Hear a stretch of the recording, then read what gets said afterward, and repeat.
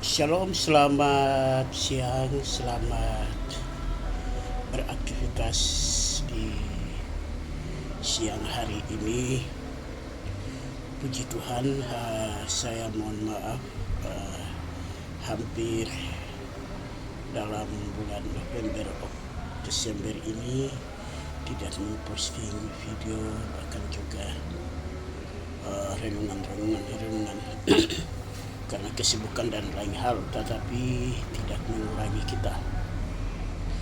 Satu hal yang saya mau sampaikan menyangkut Natal di tahun ini adalah kalau dulu Tuhan kita Yesus Kristus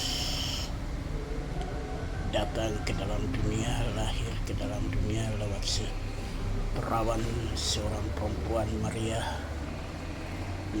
yang dipilih Tuhan di sekian banyak perempuan yang ada di tengah-tengah bangsa Israel, karena Maria memiliki hati yang taat, hati yang takut akan Tuhan, sehingga dialah yang dipilih Tuhan. Di tahun kita juga saat ini Tuhan sedang cari perempuan-perempuan yang benar-benar hati taat kepada Tuhan, dan Tuhan siap mau memakainya menjadi alat terang Kristus untuk mewartakan Yesus Kristus di belahan bumi.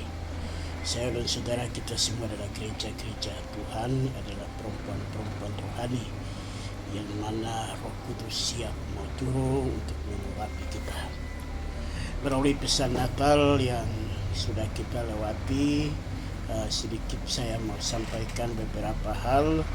Yang pertama adalah berita tentang kelahiran. Kalau Yesus dulu lahir di Bethlehem di tanah Yudea, hari ini Tuhan ingin kita juga lahir kembali supaya kita memiliki pembaruan hidup. Kunci pembaruan hidup adalah ketika kita lahir kembali, menyesal dan menyadari akan kejahatan dosa yang kita buat, tinggalkan semua itu dan mulai hidup baru di dalam Yesus. Itu inti dari lahir kembali. Kalau kita merayakan kelahiran Yesus hanya tujuan merayakan, setiap tahun kita akan terus merayakan. Tetapi yang menjadi pertanyaan, apakah Yesus itu menjadi berarti dalam hidup kita? Atau bagaimana kalau tujuan kita hanya mau merayakan? Lewat kelahiran Yesus itu kita memaknai bahwa kalau Yesus dulu lahir, kita juga harus lahir kembali. Tabiat kita, sifat kita harus berubah. Yesus pernah berkata kepada murid-muridnya begini, "Belajarlah daripadaku karena aku lemah lembut, pikul laku yang kupasang." Artinya Yesus ingin kita berubah dari sifat-sifat kita.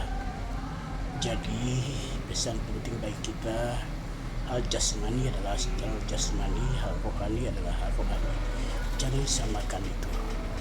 Kenapa saya katakan demikian? Di hampir sekian belahan bumi banyak orang merayakan kelahiran Yesus dengan versi yang berbeda-beda. Ada yang merayakan kelahiran Yesus dengan miras, dengan pesta pora, ada dengan merayakan dengan versi yang beda-beda. Oleh sebab itu, kalau kita maknai kelahiran Yesus setiap tahun dalam hidup kita hanya tujuan mau merayakan, kita tidak bisa memaknai arti rohani yang dalam hidup kita.